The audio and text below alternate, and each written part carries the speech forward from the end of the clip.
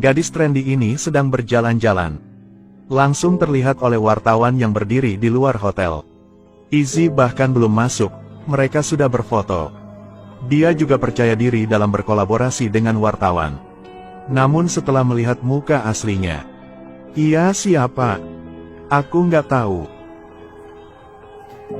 Memang tak sopan. Izzy adalah pemilik toko tukang cukur rambut. Selalu percaya diri bahwa toko ia adalah toko terbaik di New York. Hari itu saat ia sedang di toko, dia menerima telepon dari orang asing. "Saya menelepon atas nama bos saya. Dia adalah Pangeran Thomas dari Lavania. Saya ada kepala pelayan yang selalu berada di sisinya." "Benar kan? Jika demikian, maka saya Ratu Gino." Izzy mengira temannya sedang menggodanya.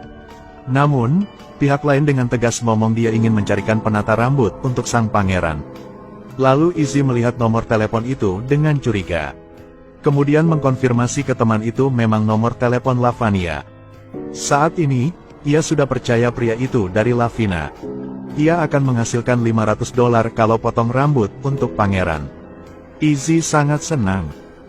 Biasanya, harga potong rambut cuma $29. Izzy merasa inilah terobosan dalam karirnya. Jika memotong rambut untuk pangeran, harus berdandan yang cantik. Itu sebabnya adegan di awal film muncul. Pangeran Thomas memiliki rambut keriting. Karena segala tindakannya dibatasi oleh aturan. Setiap hari ia harus menghadiri banyak pesta. Juga harus mengenakan kemeja bunga dari desainer terkenal. Ia merasa itu sangat jelek. Apa pendapat Anda tentang kemeja ini? Yang mulia, Anda lebih ganteng dari karangan bunga mawar ini. Thomas merasa ia tak hanya dikendalikan, tetapi juga tak siapapun jujur dengannya. Karena untuk membuktikan diri masih ada sedikit kebebasan. Ia bertekad untuk memotong rambut pada hari ini. Di bawah tekanan Thomas, kepala pelayan paksa setuju. Fabre memperkenalkan penata rambut terbaik New York kepada kepala pelayan. Tapi dia salah menelepon ke salon rambut Izzy. Izzy ke hotel sesuai jadwal. Kemudian kepala pelayan mengantarnya ke kamar pangeran. Melihat kamar yang mewah, ia terkejut. Namun ketika bertemu kepala pelayan, dia dengan tenang bilang ini hanya sebuah kamar kecil. Saat Thomas muncul, Izzy agak bingung. Dalam perjalanan ke sana dia mencari informasi di internet. Kemudian berlutut untuk menyapa pangeran. Berpikir tentang tidak bisa menyentuh pangeran. Karena untuk meredakan stres Izzy, Thomas inisiatif untuk ngobrol dengannya. Menjabat tangannya secara aktif. Saat Fabre minta pembantu membawa teh ke kamar. "Apakah kamu nggak suka minum teh?" "Iya." "Paham, kan? Pergilah." "Siap." Sikap kepala pelayan Fabre sangat menakuti pembantu sehingga dia menumpahkan nampan teh. Ia tak membantunya. Apalagi memarahi pembantu lalu meninggalkan. Izzy merasa agak kesal. Lalu menatap pangeran masih tenang duduk di sana. Lalu, cewek langsung menghibur pembantu. "Tak apa-apa. Biasanya, kita akan agak ceroboh."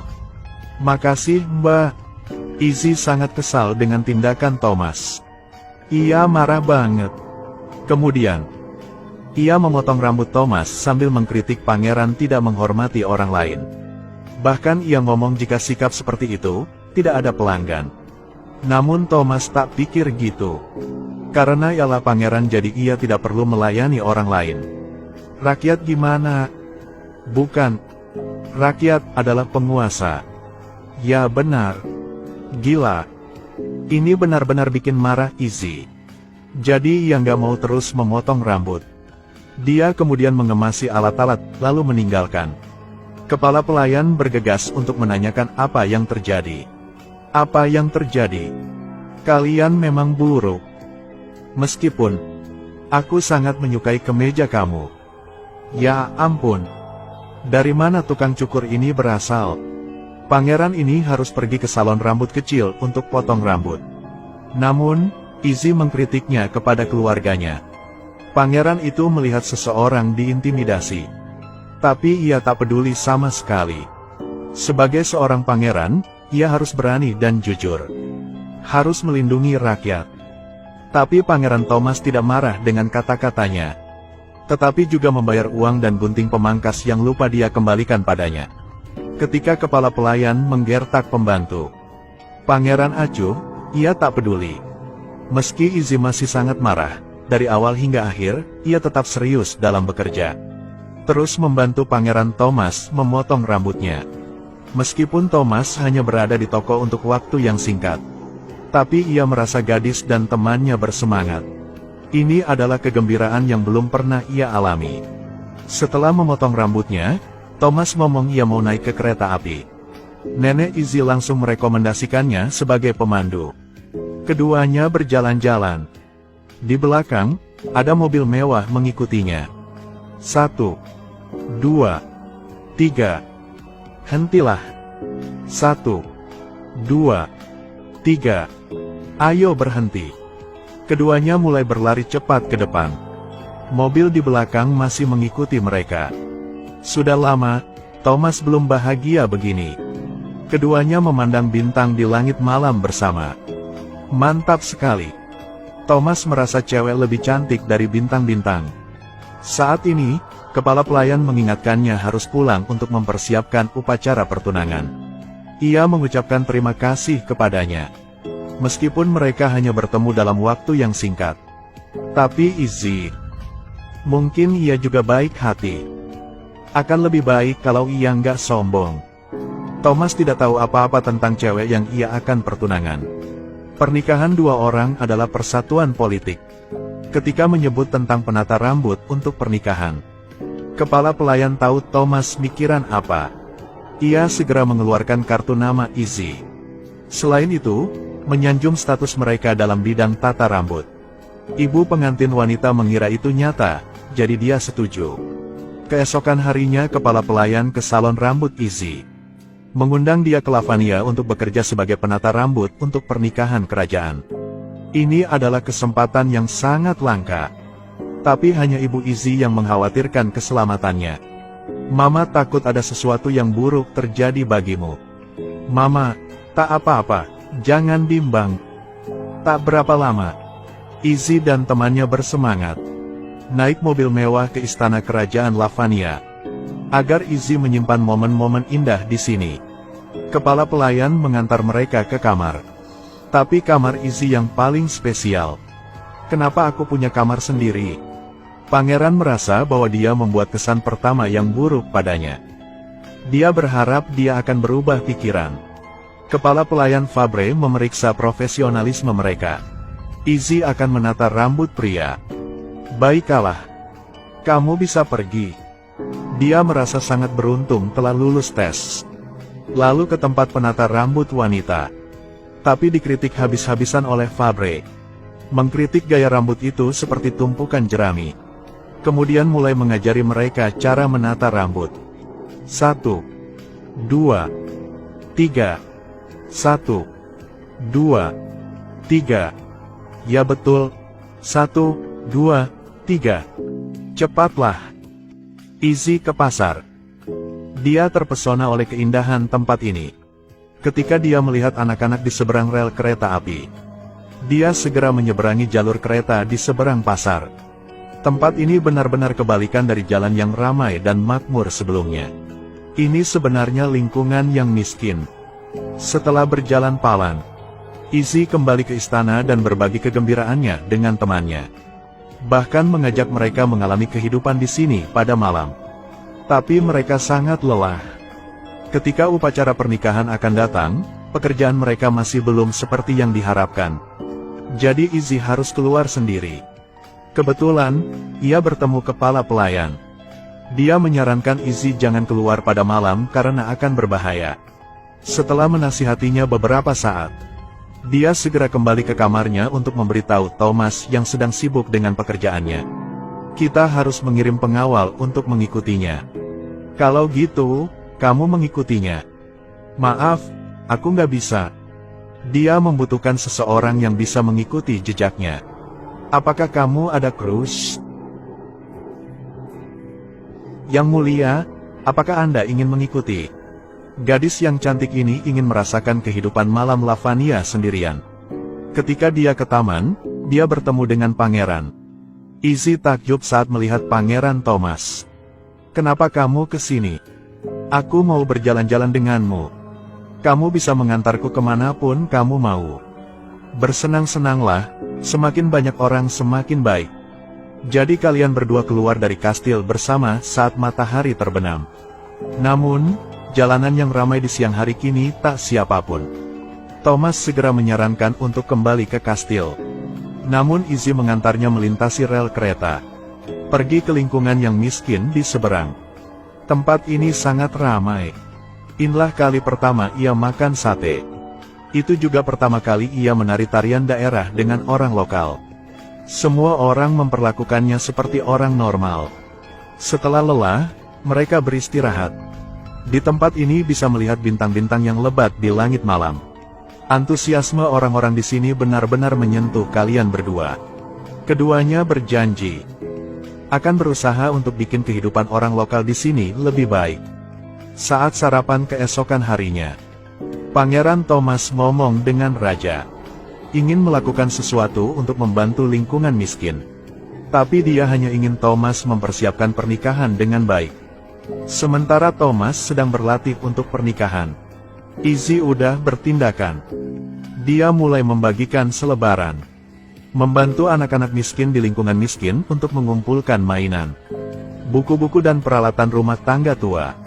Semua alat yang dikumpulkan ditinggalkan di loker penjaga. Apalagi, ia masak mie untuk anak-anak di sana. Perbuatan baiknya telah menyentuh banyak orang. Thomas melihat betapa sibuknya Izzy. Jadi ia juga mau membantunya. Ketika melihat loker penjaga penuh dengan alat-alat yang lama, ia memutuskan untuk bergabung bersama untuk membantu orang miskin.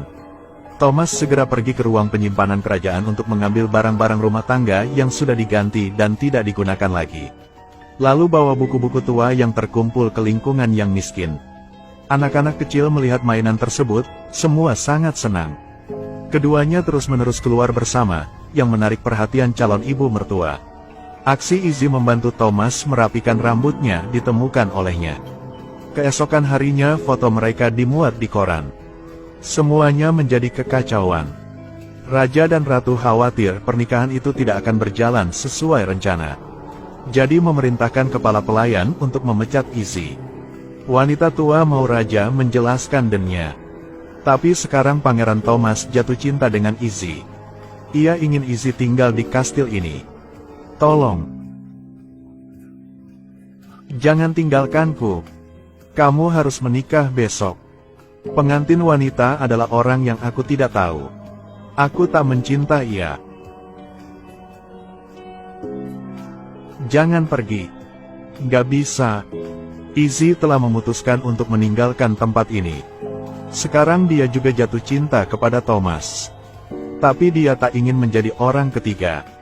Thomas segera bertemu dengan ayahnya. Ingin membatalkan pernikahan dengan Lauren.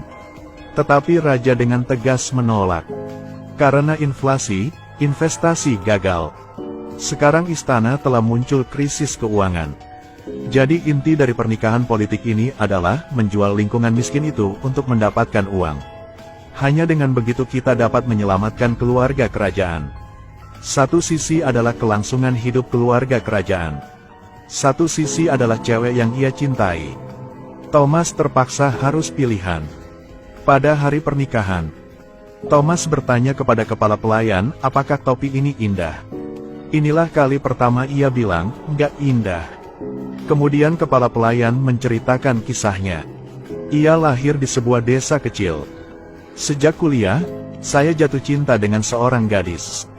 Karena prestasi akademiknya yang luar biasa, ia dipilih oleh keluarga kerajaan untuk masuk ke lembaga penelitian.